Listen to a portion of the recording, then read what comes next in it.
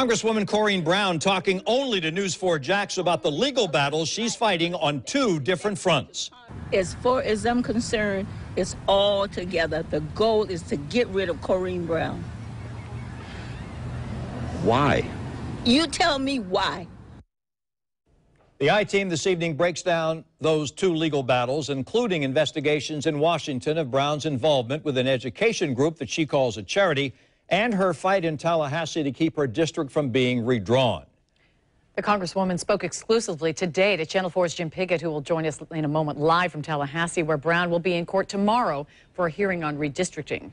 But first, I-Team investigator Lindsay Gardner has spent weeks digging through thousands of emails involving a close associate of Brown's, some of them shedding light on who knew what when about hundreds of thousands of dollars in fundraising. Lindsay? Tom, in the emails we obtained, we found a JTA employee asking questions back in 2013 about a charity that was never properly registered with the IRS, One Door for Education. And we found promises made by a Brown staffer. Tonight, Corrine Brown says the legal trouble all equals a conspiracy to try to take her out of office. You know, the goal is to take me out. I realize that. Congresswoman Corrine Brown facing mounting pressure, making it clear to News 4 Jax the conspiracy allegations she now faces from the House Ethics Committee are really part of a larger conspiracy against her. As far as I'm concerned, it's all together. The goal is to get rid of Corrine Brown. Why? You tell me why. Who else do the stuff that I do? And I love my community and I love my constituents. This federal plea agreement lays out the facts. Carla Wiley copped the deal, admitting to conspiracy to commit wire fraud. She was the director of a now questionable nonprofit called the One Door for Education. The plea says Wiley worked with two others still unidentified, but Person A is a public official. Person B works for Person A. The facts on paper point to Corrine Brown as Person A. The I-Team obtained this golf flyer for an event by Brown hosted at the same time. The federal documents say the golf tournament was at the TPC Sawgrass in Ponte Vedra Beach. The official seal of Person A's public office represented that One Door for Education, Inc. was sponsoring the tournament and benefited the Comto Jacksonville Chapter Scholarship Fund. Remember Comto? We're going to come back to who that group is in just a minute. Another outlined fact in the federal documents, one of Person A's employees was listed as the point of contact for the event. The flyer we obtained lists Vaughn Alexander as the contact. We checked the House of Representative payroll records. Alexander is listed as a community development director for Corrine Brown. She made more than $6,200 working for Brown just in the fourth quarter of last year. And records show she's held that position going back to at least 2010. Another fact, donors were solicited to write checks to One Door. The flyer reads, "Please make all checks payable to One Door for Education." The I-Team obtained an early draft of that same flyer for the golf tournament in question. Then it was called the Comto Congressional Golf Tournament. On its website, Comto, the Conference on Minority Transportation Officials, describes its mission is to ensure a level playing field and maximum participation in the transportation industry for minority individuals. But 2 months later, the flyer changed to Corrine Brown's Invitational, sponsored by One Door. In emails the I-Team obtained after the flyer changed between Alexander and Terry Smith, a JTA employee and then president of our local Comto chapter, Smith asked, "Vaughn, who is the One Door Education Foundation?" That was in April of 2013, 3 months before the tournament. Alexander responds with, "The website for One Door Education Foundation will be up by Tuesday, which will have everything about them on it." Fast forward past the golf tournament. We found 4 more emails from Smith to Alexander asking about the proceeds raised, including one in April of 2014, 8 months after the golf outing. Smith writes Alexander, "Just checking in to see if you have any news on our funds from the golf tournament." The I-Team could not find a response. Congresswoman Corrine Brown was a key player in bringing the National Comto Conference to Jacksonville in July of 2013, and members attended the golf tournament in question, now tied to One Door. Since elected in 1992, Corrine Brown has served as a member of the House Transportation and Infrastructure Committee. Today, Brown talked with us about her accomplishments. I am the transportation guru, period.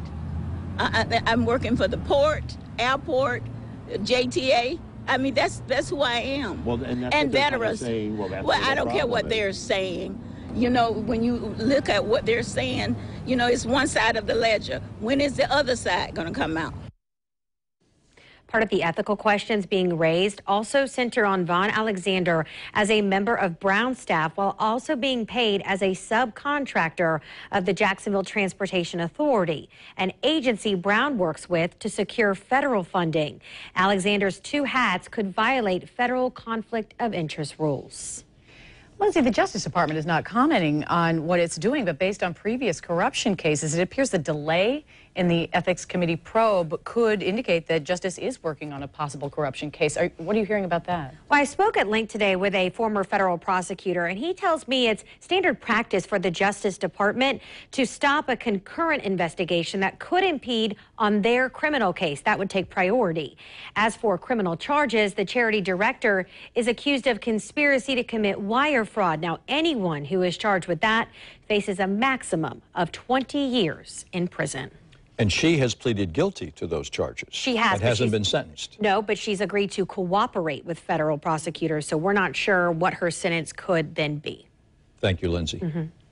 Now to more of our interview with Brown and a look at her other legal battle, her court challenge to the redrawing of her district. She spoke exclusively to Channel 4's Jim Piggott, who's joining us live from Tallahassee, where he's covering the redistricting case. Jim?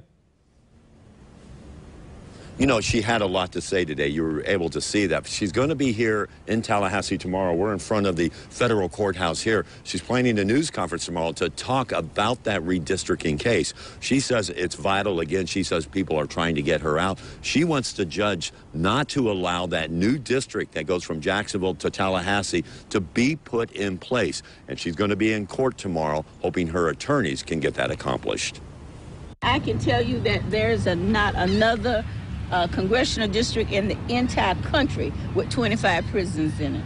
Corrine Brown says there's plenty wrong with this district map, and she believes it was drawn by Republicans to get her out. Do you think you have a chance? Well, let me tell you something. I can't tell you how many people in this community have come up to me and tell me they're praying. So we'll see. But the congressional district map fight has been overshadowed by the recent news of other investigations into Brown and her staff. And a very vocal Corrine Brown has remained uncharacteristically quiet about all of it.